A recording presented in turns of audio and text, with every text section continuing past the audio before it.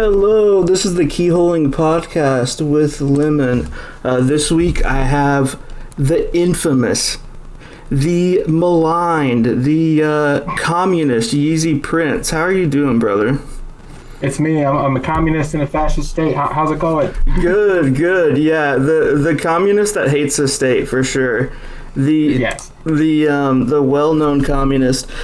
So what we're going to talk about today is the legality around 3D printed guns and kind of guns as a whole. So, but first I want to start out. Anyone that doesn't know you for some reason, we're close and we're heavy affiliated and anything like that. But if you could summarize what you do and what you mean to the gun community and things of that nature. Yeah. So my name is Yeezy. A lot of people call me Yeezy Prince.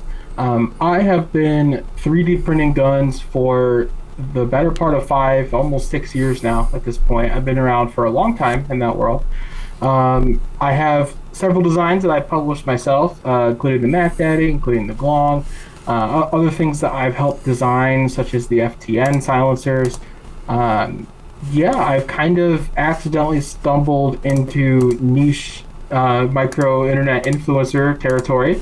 I post a lot, from a leftist perspective, about, the state of the world, about the state of, American politics. I kind of operate under this theory of the American years of lead, and I'm sure we'll get into that a little bit later, but basically, I'm very good at pissing people off. My existence seems to really make a lot of people very angry because to them my politics are an enigma, but really they're pretty simple. I'm an anarchist through and through, and very left. It's the easiest way I can describe it. I'm pretty much as far left as it gets.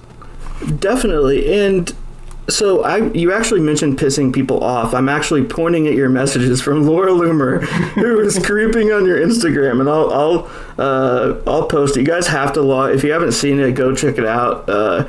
Easy documented it all, but she was absolutely losing her shit, liking pictures from years ago, doing all sorts of insane shit. Yeah, so I was looking through my notifications one day, and I just happened to see her. Real Laura Loomer liked one of your posts, and I was like, okay, well, is this actually her? And I click on it, and sure enough, it's her Instagram. But what was confusing was that the picture that she liked wasn't even something that because you have to understand, I post a lot about politics, and I post a lot about current events, and I purposely stir the pot. But the picture that she liked wasn't anything like that. It was a picture of my SKS and my AK when I was doing the Red FUD video. So she liked the picture all the way back from last January, which then when I click on it, her like was not there anymore. So obviously she did it on accident because she was scrolling that far back into my timeline. So I messaged her and I said, stop being weird. Why? Stop liking my shit all the way back from January. Basically said, I caught you creeping. And she didn't reply at first, but then as soon as I messaged her on Twitter and I added her 3 or 4 times, within 4 minutes, she hopped right back into my inbox. And yeah, I posted the whole transgression, for lack of a better word, on Instagram. I posted every message that we sent back and forth, but I ended up having to block Laura Loomer because she wouldn't leave me alone. Which... many such cases, sadly. Many such cases. I'm glad you mentioned your politics because it's not something... Well, it's hard because a lot of the things, and I think that for you this too, I view as things that aren't even or shouldn't be political. I don't think someone should be go hungry or not have shelter or anything of that nature. So to me, it's more of a human right type of deal which I understand is political, but it's hard because we have politicians arguing over how many get to die, and that's Right. Yeah, exactly. Kind of the fucked up part. And it's just it is really fucked up. And something that shaped my worldview into that is growing up. Poor. Like most of America, right? So, and I understand that kind of shaped your worldview as well. What was your favorite poor food, growing up? I'm so glad that you asked this because I have really been I've been fascinated with the idea of meals that stem from desperation that have now made their way into American culture. So, for instance, I'm known for my sausage biscuits and gravy, which there's no doubt in my mind, I have the best recipe of all time, and it was because my mom made it, and no one has ever come close to the recipe that I have. And but that stems from a meal of desperation. It was literally, what do we have? We have heavy cream, we have some flour, we have sausage. Like, we got to make a meal out of this somehow, and that's where sausage gravy, biscuits and gravy came from. Or you'll have it over chicken as well, right? Biscuits and chicken. The meal that I actually had tonight was hamburger gravy, which is a desperation meal as well. Often called, I've heard it called shit on a shingle as well. Yeah, and I had it over toast, which, yeah, that's become more like a traditional food now that like old people like to eat. Like, you'll hear a lot about like elderly people eat that, but that's one of my favorite desperation foods is hamburger gravy. I even told my mom I was making it, and she was jealous. But yeah, that comes from utter destitution. If you've ever had it before. No, it's super cool to think about how those moments kind of shape where we're at now. Now, mine is more modernity for sure, but I'm gonna like do a double one kind of here. So I think the idea of like beans is super cool, and I love beans as a concept in pretty much every bean. I love ham and beans, which I ate a lot growing up. Again, ham, beans, and cornbread, just a ham hock with a bunch of beans in it. And more currently, the beanie weenies. I'm a beanie weenies lover. It's just in Lemon is a beanie weenies lover. Yeah, I do love the beanie weenies. Well, you just be farting dude, all night long. Legitimately. Which is federally legal, just like printing guns is. Solid transition there. Stellar transition. This is what you all are subscribed for. Is this kind of workmanship. Definitely. And something I kind of want to lead off with is the incessant tagging, and it happens often on your post, but in particular, any post with a 3D printed gun, if the right people find it. Comments tagging the FBI and Kash Patel, tagging Pam Bondi, and you really kind of get a glimpse into those boomers that support the NFA, like the people who claim to be pro-gun but have a thin blue line flag on their car. And so how have you navigated that, and like what's the best way to deal with it? One thing I love is like people tagging other businesses, like people will tag Arby's or Wendy's under the as like mocking it. What have you found that works to deflect that?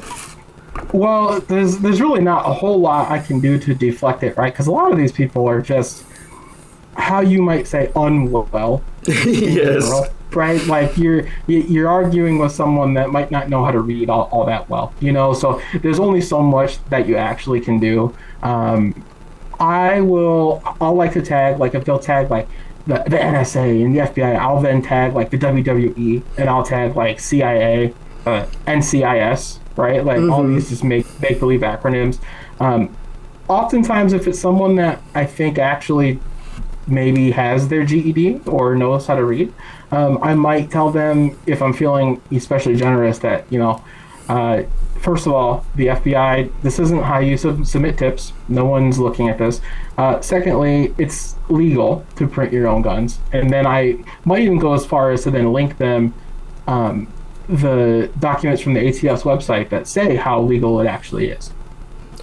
No, definitely. And I want to mention, too, it's not just printed guns. People who do this to your SBR, like, people will do this to anything. And we'll come back to SBRs later.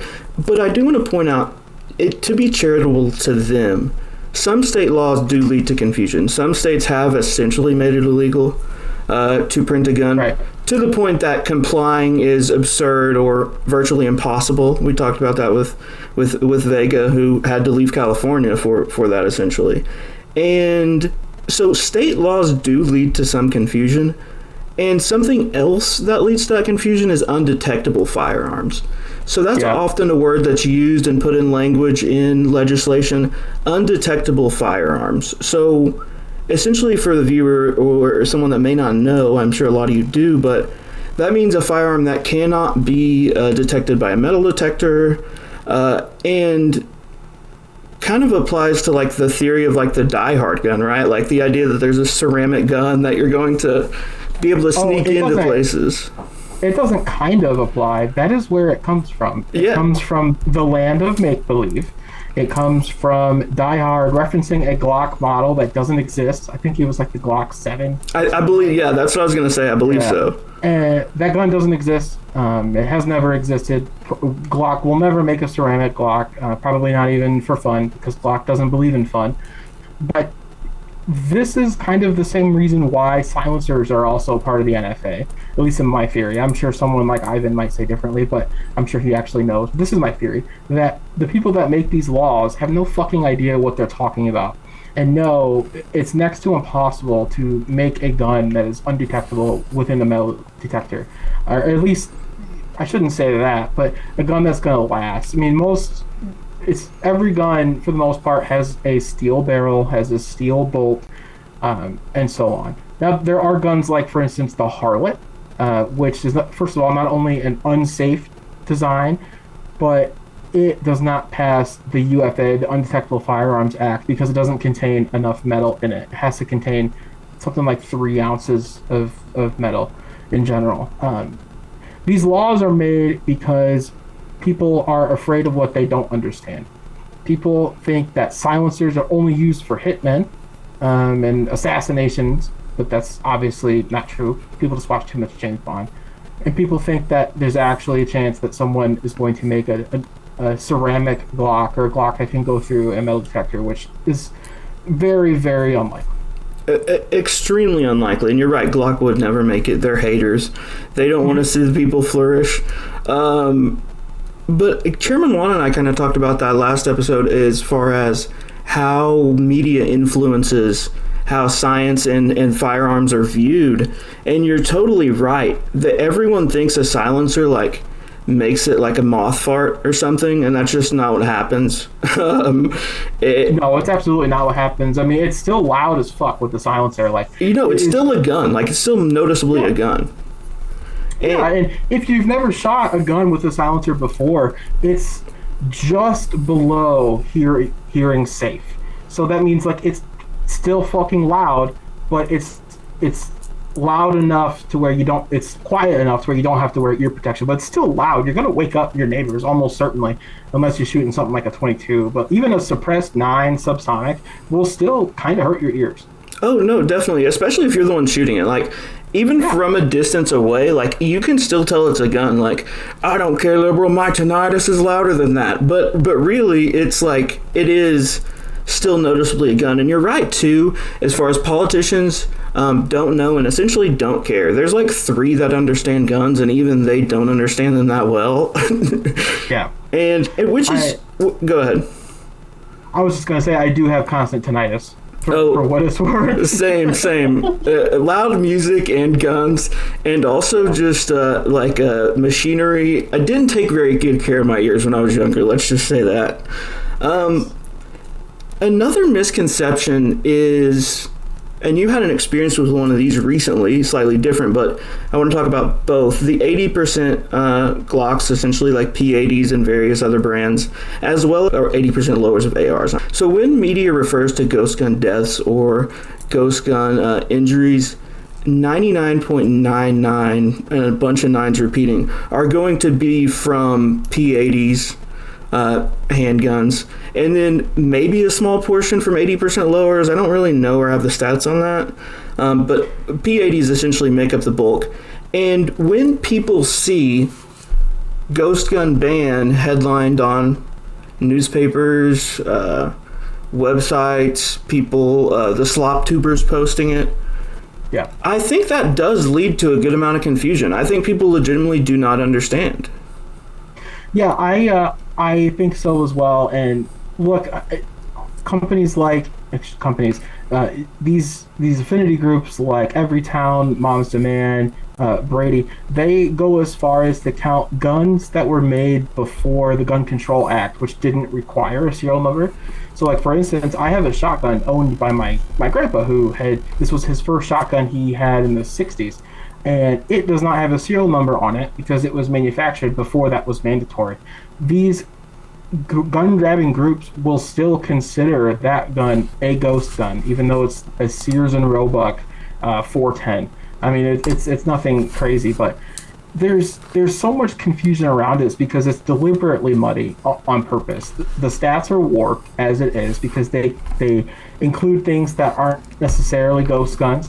When they're talking about, well, to back up, the ATF, like these laws are not made to be understood by you and I. They're made by people, who don't understand them, and they're made by people who are doing so in bad faith to purposely make it obtuse so that they have more leeway to go after what they deem fit.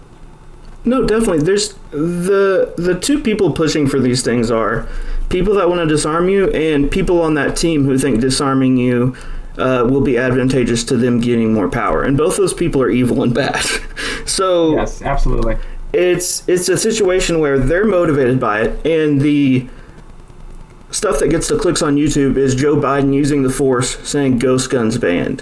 When there's a P80 when there's a P80 lawsuit or something. So how much do you think the media contributes to that? And we kind of talked about it with like the science behind it, but how much do you think the media contributes to that demonization and like feeling they like charge into the word ghost gun? Well, I love the term ghost gun. It makes me sound way cooler than I actually am. I'm going to interrupt real quick. No, I do as well. Chairman Wong prefers PMF, privately manufactured firearm. I like ghost gun. I think it's awesome. Now go ahead. Ghost gun is drippy, man. It sounds like I'm cool, but really I'm just tinkering with plastic and drilling things out and cutting my hands every little bit because I slip or something like that. It's so not glamorous what we're doing, but when you call it a ghost gun, it sounds so much cooler. I think that the media definitely plays a part in this, but I don't think it's because that Spectrum, for instance, Warner Brothers, who owns a bunch of the media, I don't think that they have a motivation themselves to demonize ghost guns. I think it comes from the people that own, for instance, Warner Brothers. I think it's people that are, like, for instance, the Bloombergs of the world, who use their billions to wield as a muscle for their own agendas. And then with that, they give resources to the media to then demonize what they don't like. So, for instance, ghost guns, gun control.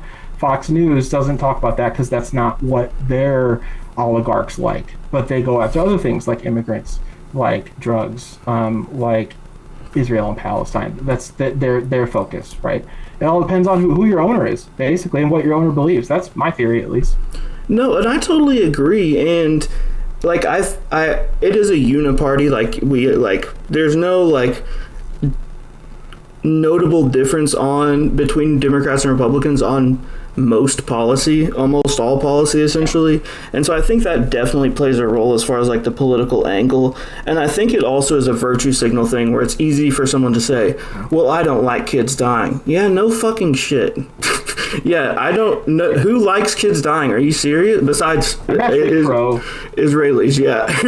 I'm actually pro killing children. It's my favorite thing. But no, definitely, and it's just like it's like that's what they think though. Like they legitimately think absolutely. That seriously. Like, and it's sad because you can't even really like talk logically with people like that. And so I kind of want to switch to that angle of it, the pearl clutching, the fear mongering. I think something we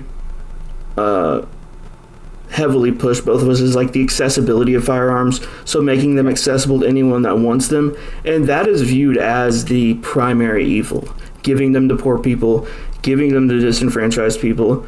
And so what are some other pearl clutching angles on that you see? Is there another angle to that you see? It's just hard to rationalize these people being that fundamentally stupid to me. Yeah, it also, to me, comes from, like, when I think of your average gun grabber, I think of someone who, and of course, when I say gun grabber, I mean someone who's anti-firearms completely, someone who doesn't think that guns have a place in our world no matter what. I think that it comes from a place of ignorance, oftentimes. And maybe not even necessarily with bad intention, although certainly a lot of time did. But for instance, someone that grew up in the suburbs of a big city like Denver, or someone who grew up in the suburbs of like Seattle, right? Who's not going to have a family member who hunts oftentimes, who's not going to be surrounded by rifles constantly, right? Or who's unfamiliar with them. So to their life in, like, for instance, Bushwick, right? Since they can't see a reason why anyone would ever own it, they can't then empathize or sympathize with someone who lives a very different life from their own, who then has a need for these kind of things and is familiar with them and has spent their whole life around these things. I think it comes from ignorance a lot of times.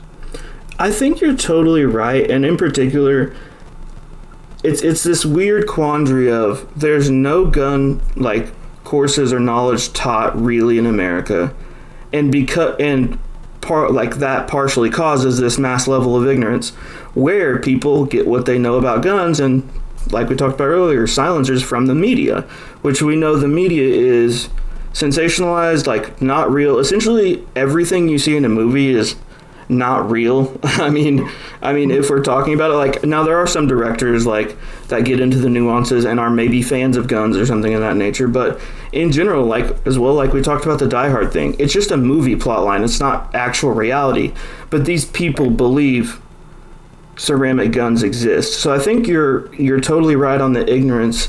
And how would you address that? Tally and I talk about it in the future in an episode that's after this, where we talk about the importance of gun education, and how important do you think that is in fighting this level of ignorance? I don't think the answer myself is making sure that everyone is educated on guns in general. Mm-hmm. For the reason why is because I don't think everyone needs a gun. I don't think every single person in the world needs a gun. I know that might not be like the most popular thing to say in American gun culture, right? Where most people listening to this probably have several rifles of their own, several handguns, but guns are not for everyone. For instance, my mom is totally disabled, right? I would not trust her with an AR-15 in her house, even though I think her right to own one is there. I don't think that she needs one. If she wants one, I mean, who might stop her? But it doesn't fit into her life. So what I'm saying is I don't think the answer is making sure that everyone is educated on the topic. I do think it comes from a way forward. It could be, learning about how different people live, learning about how, like, depending on where you live in the country, you might actually need these guns. No, I'm losing my train of thought here, but no, I totally get where you're going, and I totally agree. It's just hard for me, like, to think I totally agree with you, by the way. I think people who are able to and should be able to have a gun. Like, I don't think there should be, like, as far as, like, obviously forms or anything of that nature. I do view it as kind of a community thing. You mentioned your mom. My mom is disabled as well, and I wouldn't give her a gun. My mother-in-law, like, has never touched a gun. She'd never seen a gun. Yeah. And so this idea that it's like you send a gun to everyone's house and make them use it is absurd. I'm thinking more as far as, like, and this would take a long time, starting at, like, with kids and saying, like, this is how you make it safe. Even if you don't want to use it, like, even if you don't want, like, even if you never want to, like, touch it in your personal life, like, if you're in public, you can make it safe, or you can disable it in a way that's, like, not going to be able to be used by anyone else, regardless of what kind of gun it is. And I think those are things generally capable of by students. But I think you're right, because as far as it is lifestyle based, and her and I kind of talk about that as well. Like, there are kids I live in a metropolitan area, but in rural areas of my state, there are kids that hunt after school. There are families that hunt to put food on the table. So it is a nuanced topic. Yeah, the way that I look at this is more of a macro scale. So, for instance, my theory and the way that I approach my political, activism, or the way that I approach my social media commentary is that I operate from a belief that like I have no authority over someone else's life. And that's far reaching once you actually think about the ramifications of that. So like for instance, if I live, for instance, in Bushwick, if I live in the Bronx, in New York, right? Who am I to enforce my will on someone else 1,000 miles away, or even a couple of 100 miles away in upstate New York, right? And I say, no, I don't like guns. I don't think you should have one. It goes so far, even past guns. We can talk, the same argument came made about abortion, right? Why do I, as a man, have a say in if a woman or someone that can get pregnant can get an abortion? It's not something that's ever going to affect me. It doesn't affect me in any way. I should not have any say over someone else's abortion. I should not have any say in if someone wants to smoke weed after work, right? If you want to smoke weed, then smoke weed. Who am I to say no and legislate anything against you? I That's my politics really in a nutshell, is that like I don't want anyone to impose their will on me because they don't know how I live my life. They don't know what's best for me, and I don't want to do the same for someone else because your life is infinitely as complex as mine. Who am I to say what you can and can't do? No, 100%, and I totally agree. It's a matter of rights to me. Like it's and also kind of what we talked about as well. Going outside and meeting people in your community, understanding how different people react. There's friends I have that we never mention guns, like aside, like ever, and so I think something social media does, and it tends to isolate people in these subgroups, and you kind of forget what's going on necessarily in the real world, in outside, in the outside, and Yeah. and so that's why, like, one of the things we both encourage as well is going out and meeting your mutuals, going out shooting, meeting people in your community, learning who your neighbors are, and things of that nature. And so I think all those things are infinitely more important, and kind of being that good gun owner to sharing experience with them. Just as you may be isolated, they may be isolated in their blue wave coconut emoji group chat. And so being a reasonable gun owner, showing them they aren't scary, it can go a long way as far as changing how they view guns and then the people they know view guns. Yeah, we have more in common with each other than we do with any politician, especially any senator that's been in office for 40 years, right? They want us to think we're more divided than we actually are. 100%, 100%. And you know who doesn't want to divide us? Who's that? Oh my gosh, my screen's messing up. Okay, no, the ATF doesn't want to divide us. Give me 1 second. I'm going to set up the joke again. You know who doesn't want to divide us? Who's that? Math Corp. Math Corp wants us together, everyone making guns, making cool stuff. They have the Aves. You've got, I think, do you have the logo shirt on right now? I do. This is actually my Aves shirt. It's my Aves PSR shirt. Oh, hell yeah. I've got the sticker of that. It's so sick. They've got the G43 rails, a ton of Sunshine Builders combos, Hitchhiker build kit, reloading dies, pretty much anything you could want. The definitely legal M16 full auto lower parts kit. Now, that is a fucking good deal. So, like, MAP is one of the only companies that I know that will actually sell you the full, I do mean the full M16 full auto lower parts kit.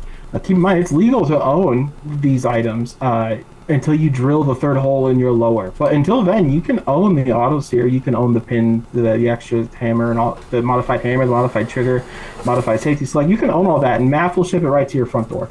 Definitely, exactly. And you can get 10% off with code Lemon Snow Cone, Lemon SNOW Cone. And something I want to stress about this being legal too, people freaking out. Constructive intent, there's not anyone that's been charged with it. Everyone says, oh, well, it is legal, but you can't have a lower with it. Or the machine gun itself is the third hole lower. That itself is the machine gun, right? Like not the undrilled lower. Mm-hmm. Absolutely. And we've got the man himself, the Glong shirt from Control Pew. Control Pew has a ton of cool stuff. He has cleaning mat from our friend Mags, Jay Stark posters, hats, Hawaiian shirt. I'm soy jacking in every photo from season 1 of Keyholing in my FGC 9 lives. Hawaiian shirt. But this Glong shirt, it's sick as hell. I got it in. My wife loves it. The colors are awesome in person. This photo really doesn't do it justice at all. I'm going to have to get some photos with it. It's super sick. And everything at controlpew.com is 5% off with code LEMONADE, LEMONAID.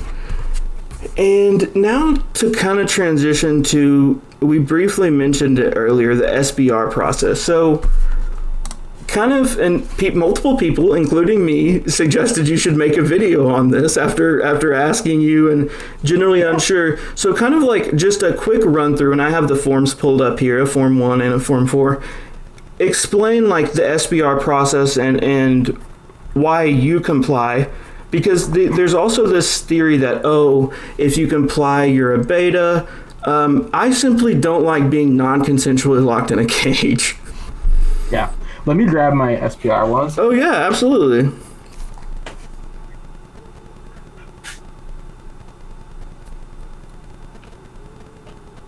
All right. So that you can show your viewers. So this is my SPR Draco right here. This is my Plastikov. I spent a lot of time building this, a lot of time designing this. I didn't design it, I should say, but a lot of time painting it. Like, I made the dong and I made the grip look like a bakelite finish as well as I could, right? This is absolutely what I wanted. And I wanted to have a stock and I wanted to have the dong on there as well.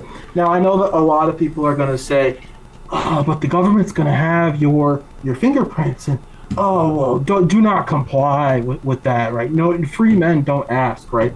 Free men don't ask from behind bars.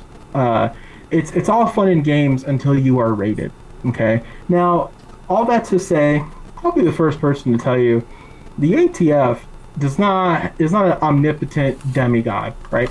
They don't see you when you're sleeping. They don't know when you're awake. They're not omnipresent all the time. A lot of people are building illegal guns, and no one ever knows the wiser, right? However, people can't shut the fuck up, okay?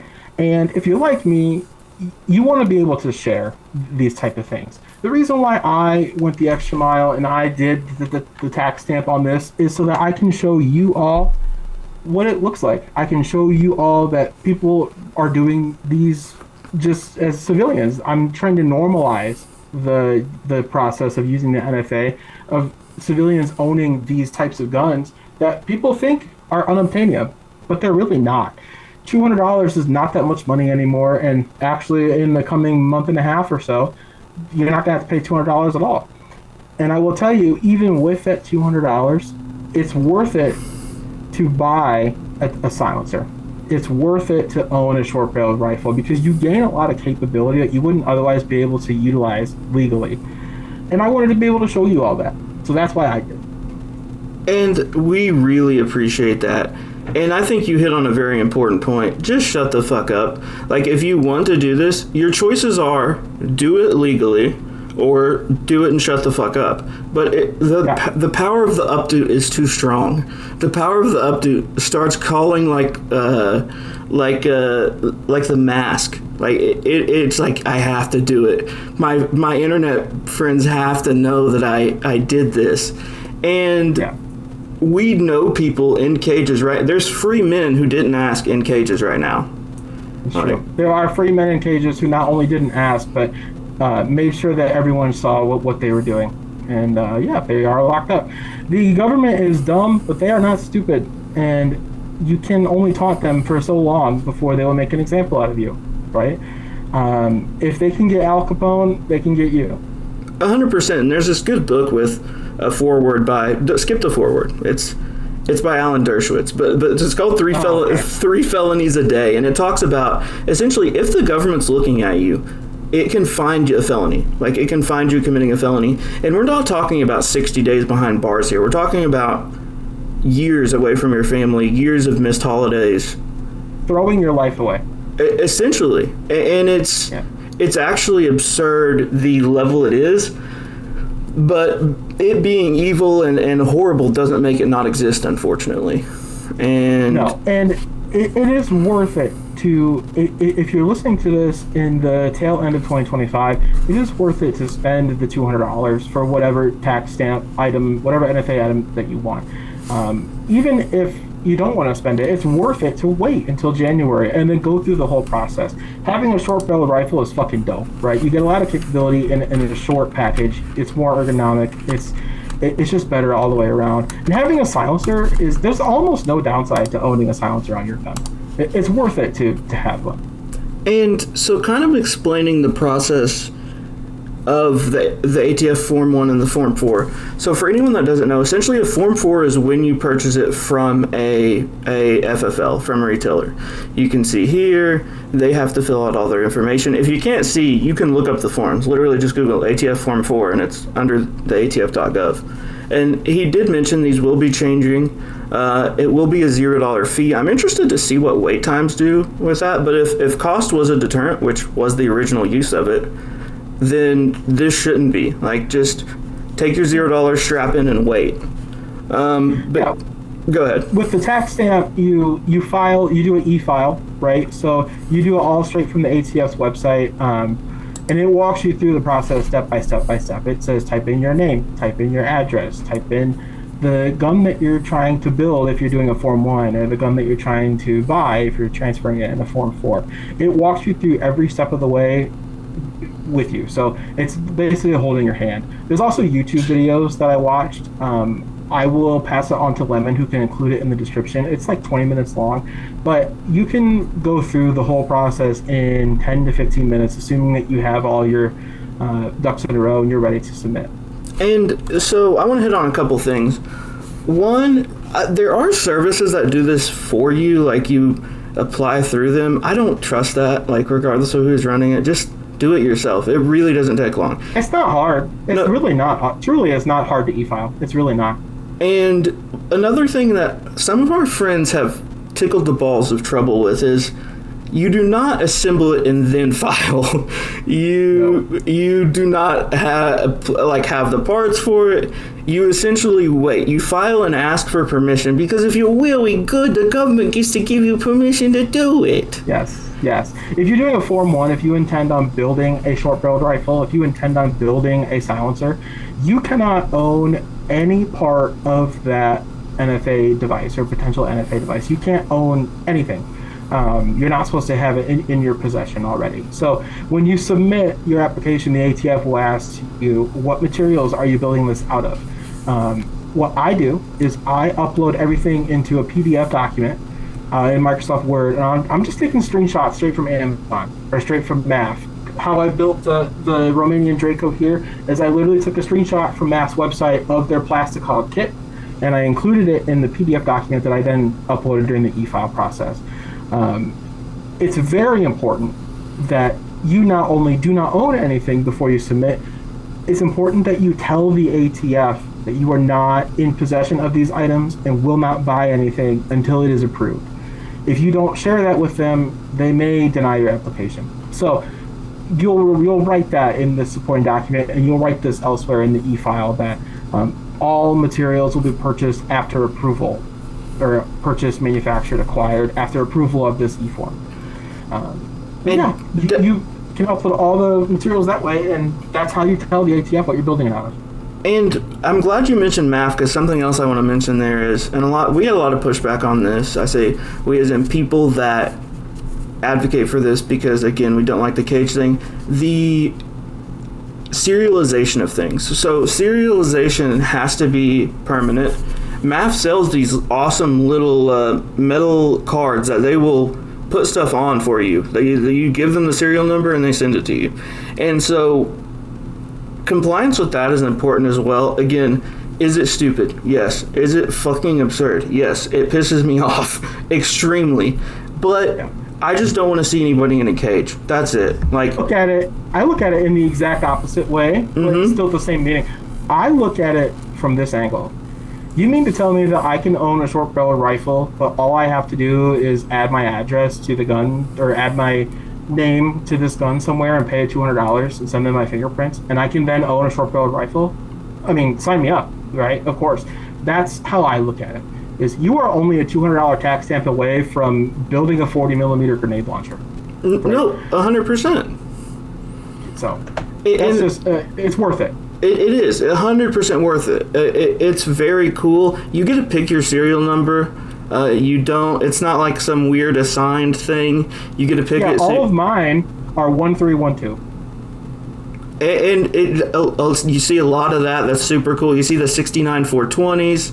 You see tons of stuff.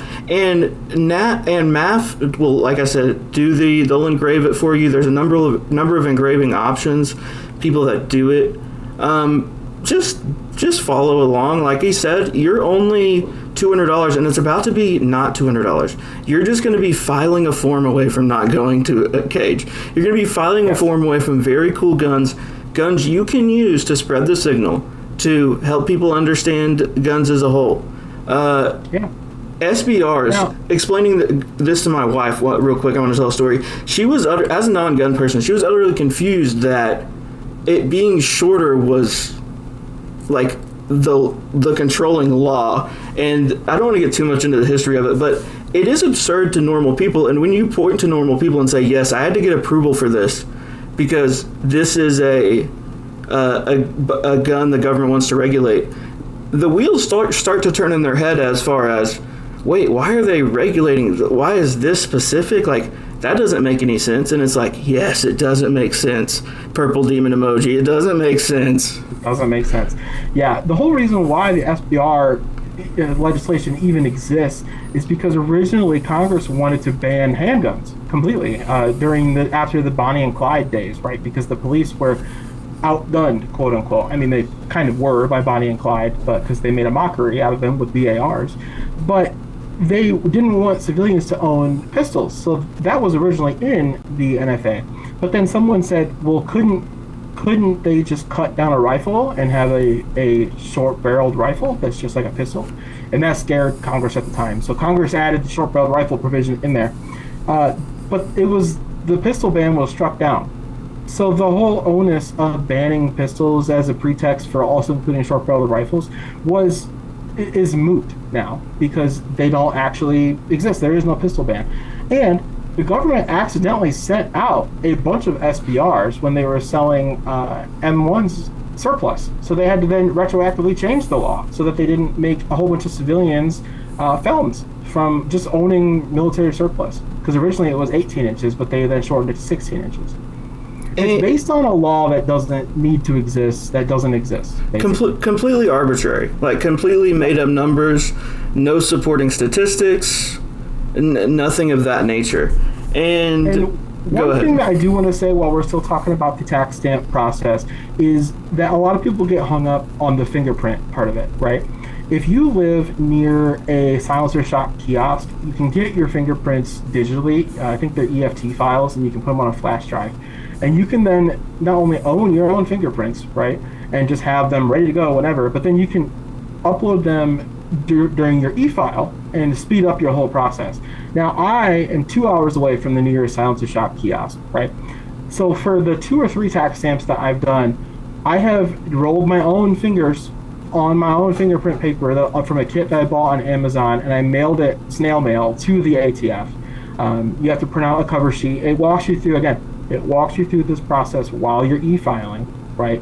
You mail the cover sheet, email 2 copies of your fingerprint cards to the ATF, and then they approve you a few days later. I have not waited more than, I think, 9 days for my longest, and that was March of 24 is when I did my first Form 1 silencer. And the wait time was 9 days, and that was 9 days including mailing my fingerprints. And I think Walgreens may do it. A few places do it. Basically, anywhere that like handles passport stuff tends to do it as well, because you need them for your passport as well. And I noticed there's this fear as far as, oh, well, the government will have my fingerprints. Brother, the government already has everything it could ever want on you. You're already on the list, man. I mean, I hate to tell you, those days are done. Like, penalty is a thing. You are already on the list. So, what are you going to do about it at this point? Yeah, exactly. Like, is it stupid? Again, yes. They already know everything. They have everything. Like, you're already on the list. So if you're already on the list, wouldn't you rather be on the list with a Draco? Compelling. That's the most compelling argument you're going to hear today. On list with Draco or on list without Draco. This is a no-brainer. There's almost no downside to filing a tax stamp other than it's annoying. And that's about to be made much easier come the first of the year when it's down to $0.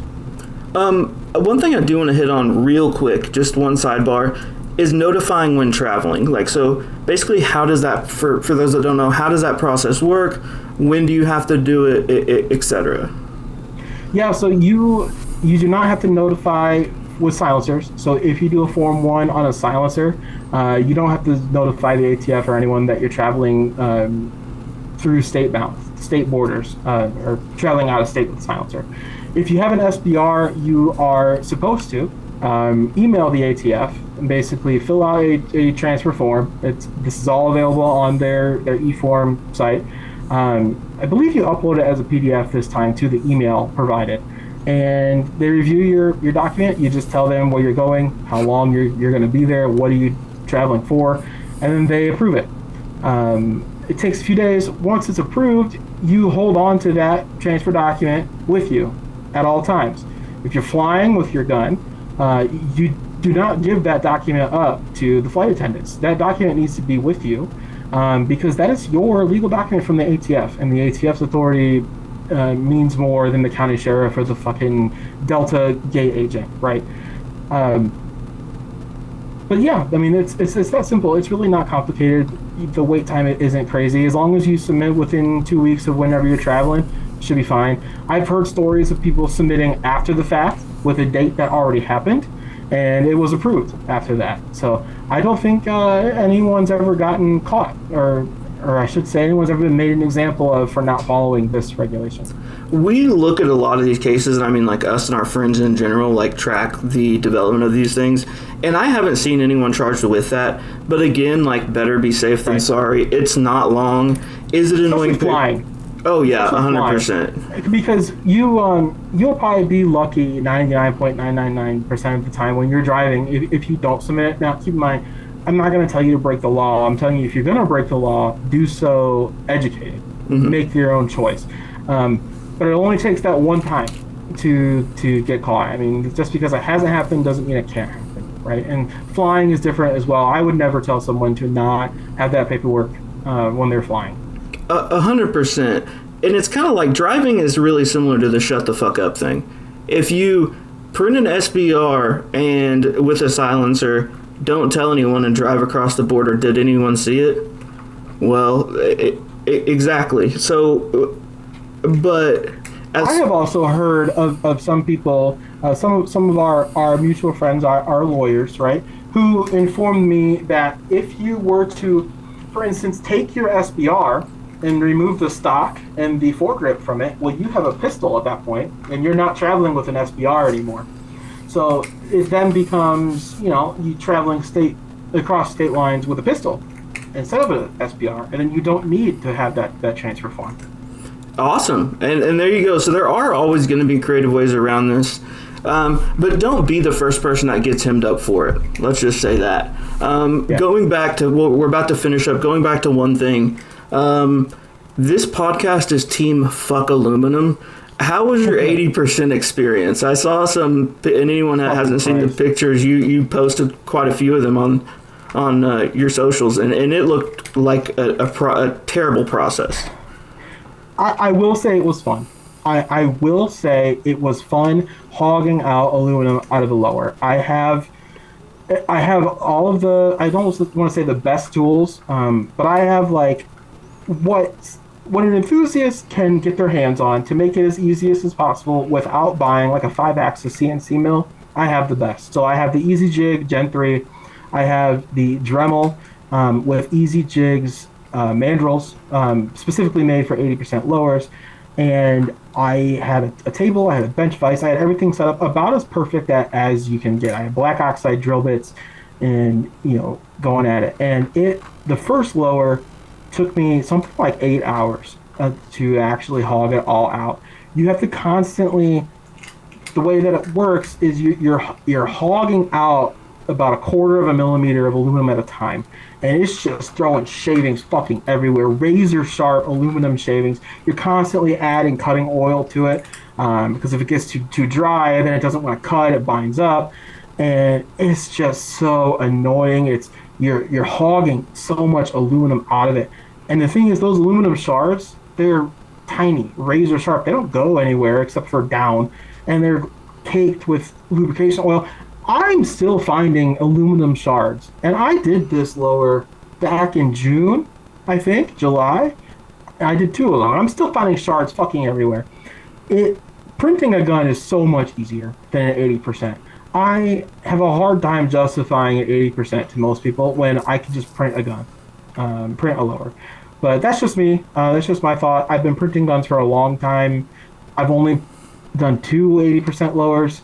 I've probably printed 20 AR-15s. So that's my experience. Our friend Albert, 9x19, says that he can finish a lower in under an hour. I don't believe him, and he's never proven me wrong. I mean, he is a sicko, and also, to be fair, he's printed a fuck ton of guns as well. And so, like, even the people that can do it proficiently, supposedly under an hour, that should be, honestly, a live stream. We need to see that live stream, Albert. Bro, it took me an hour just to find all the parts to do it, to set up. It took me an hour just to set up, to hog the 80% out. Like, fuck that, man. It might be something to do when I'm bored, but, like, this is not a long-term solution for me. Yeah, no, a lazy project seems kind of where I register that at. And again, a lot of people love it. There's enthusiasts. Go ahead. Have your fun. But I don't think... Have at it, man. I think the idea that it's, like, more proficient or easier than 3D printing guns is... And that's shut down a little bit, but... particularly by the plastic gun's gonna melt, you can't, plastic will explode crowd. But yeah,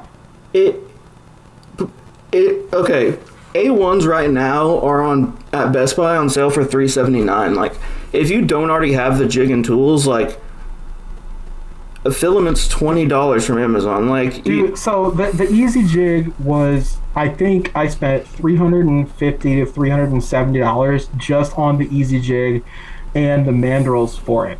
I then spent another, I think, $150 on the Dremel hand router. So right there, I'm up to about $500, right? And then you still got to pay about $80 for an unfinished lower. Like, it's not a cheap thing at all, not a cheap setup process. And the A1 was just on sale, I think, last week for $299. So it becomes like, fuck, man, like, I don't know. I fail to see the upside here. And I will say, if you are even considering doing an 80% 1911, like, just kill yourself. Like, you can't. It's undoable. And it's like, it's kind of like a what is the point? Like, if torturing yourself is the point, fine, do that. If you really just like working with it, that's fine. But it's not gonna be as proficient as 3D printing a gun is. Like, 3D printing guns is only gonna get faster. You could, like, by the time you're done with that, you could have probably printed an AR-15 on your printer. So it's just not. And you won't be covered in razor sharp shavings, and you'll have a gun that looks cooler for sure. I will say, actually assembling the finished 80% lower was easier than assembling a printed lower, but the finishing of the lower was probably 5 times harder than printing the gun. And is that just because of, like, for the extra hardware stuff? For example, you have the bushings and the Hoffman, you have the U-bolt. Is that essentially what you attribute that to? Yeah, and so definitely because there's different hardware. Also because sometimes you might print a gun and the parts just don't fit, and you might have to hand fit things together. Mm-hmm. Sometimes it might not be documented correctly, right? It's sometimes becomes more of an art project than a science project, right?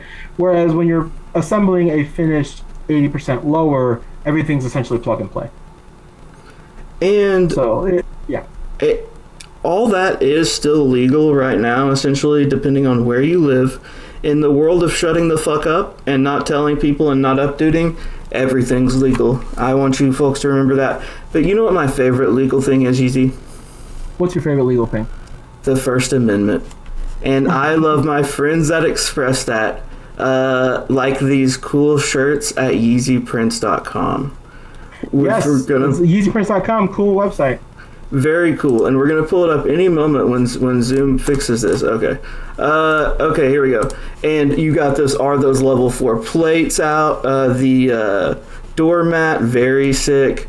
Hunt the Rich, really like this. A classic, Arm the Poor, Eat the Rich. People love this. Tactical Girlfriend posted hers, and everyone really, really liked it. And I think this is like the Second Amendment collection from American Years of Lead.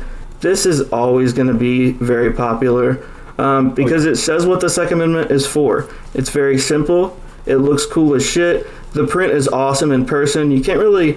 It's kind of hard to do it justice, but the print in person is awesome. The tees, comfort colors, great stuff. A ton of cool stickers and stuff like that as well. I've got my Gadlog is for Lovers one over here. A ton of stuff. What all is coming? Can you give a hint what's coming? Ooh, we got a sticker sheet here for the sticker weebs, sticker nerds. Yeah, so this is, of course, my merch site here. I've been really focusing on Christmas for everyone. I think I have the last day written on there as the 12th, but realistically it's more like the 9th in terms of the last day that you can order to have things shipped and received before Christmas Eve. So I'm actually going to be updating that soon. You have a few less days than I thought. I have been working on some camouflage designs and hopefully doing my own line of like Flecktarn, my own line of like tiger stripe camo designs. For things like shorts, I have some ideas for pajama pants coming soon. It's just silly little things that I think people are going to like and people are going to want to give to their friends and family for Christmas. So that's the goal here. That's awesome. That is awesome. And one other, so I want to definitely talk about a great a great Christmas gift real quick. Like, can you imagine the amount of family bonding that would go on if you handed out this Second Amendment collection at Christmas? My personal favorite is, well, so of course the Second Amendment is for shooting cops. That's of course an excellent shirt. It's just a crowd favorite. But there's actually a FGC 9 pillow that is life size on there that I don't think enough people are ordering. And I think more of you should be having this because it is life size to an FGC 9. And each one is made to order. I love them. So Lemon's going to figure out how I'm trying to pull it up right now, yeah. Here we go. With boots featured in the back. That is boots, yep. We got the boots feature. This is seriously so cool. Talk about a conversation starter in the living room. Can you imagine this being a long one day? Eventually I'll make one of the long, but the long's a little bit trickier. But yeah, that's the GC9 pillow. I love it. I think this is like an excellent Christmas gift. A very cool Christmas gift. Anyone would love this. Like, can you imagine gun pillow? Like, you post that as like your Christmas haul, your friends are hyping you up, everyone's gonna love this. This is so fun. As you can see, Boots likes it, which should be enough for anyone. One thing I want to hit too is one of our mutuals has got their business started. It's super cool. Haymarket Customs. They do custom AK furniture. We got dongs. We got crazy dong action. Haymarket just sent me a bunch of parts to try out, so I'll be trying these out in the coming months and seeing how they do. That is awesome. We got some dongs, we got some holes. They're posting hole and dong. It looks great. I'm really excited to see how they perform. The modularity looks awesome. So basically how this works, their furniture, you don't have to actually take each off. It's kind of bracketed in, similar to somehow like silencer designs are. And it looks sick. Haymarket Customs. They are awesome. HaymarketCustoms.com, and Yeezy will be testing that out, and so he will let you know how that performs. And to see that, you should follow him on socials. Give those socials and any plugs you want to give, brother. Yeah, so YeezyPrints.com is my merch site, but if you decide that you're watching this and you want to hear more about me, first of all, I'm sorry. But second of all, I'm mostly on Instagram at Yeezy, YZY_prints. On Instagram. I'm not really on Twitter these days. Yeah, I'm on there, but it's not even worth sharing at this point. And I am on YouTube as well. Yeezy Prints on YouTube. I do upload some silly videos from time to time. Definitely, and he has codes. They'll be in his thing. I'll probably put them in the video link as well. He has codes for the Legends at a Better Way 2A. He has you have an Aves code, correct? And I do. And so go ahead and give those, and then I'll list them in the video description as well. Excellent. Yeah. Aves is a good friend of the show. He makes the Mac lower or the Mac uppers. I've actually been to his business, and it's truly incredible how far he's come. A great guy who seems very cool. Excited to meet him one day. And then again, grab this for Christmas, the FGC 9 plush pillow. Anyone will love this. This will be a conversation starter. There is no way this doesn't get the juice flowing at Christmas time. I think so. And thank you for coming on, Yeezy. And we will see you guys next week.